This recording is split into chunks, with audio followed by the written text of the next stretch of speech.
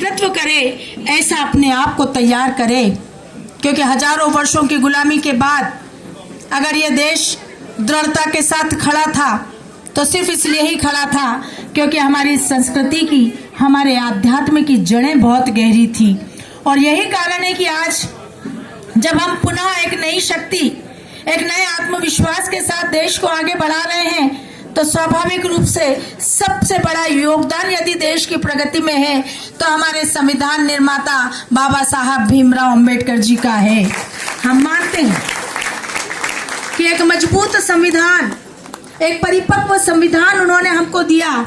सर्वे भवन्तु सुखिनः, सर्वे सन्तु निरामयः, सर्वे भद्राणि पश्यन्तु, माँ कश्चित् दुख भाग भवेत्। एक ऐसा भारत, एक ऐसा देश जिसमें सब खुशहाल रहे, जिसमें सब निरोगी रहे, जिसमें सब एक दूसरे की मदद करने के भाव के साथ आगे बढ़े, एक ऐसे भारत का निर्माण हमारी संस्कृति के मूल में रहा है। और यही हमारी संविधान में हमारे बाबा साहब भीमराव अंबेडकर ने अंगीकार करते हुए इस संविधान को गढ़ने का काम किया है।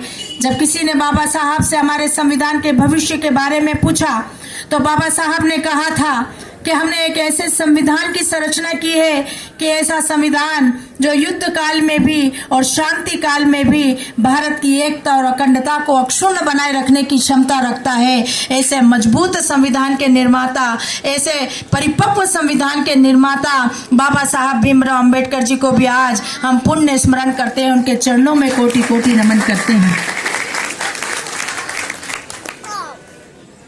आज गर्व है हम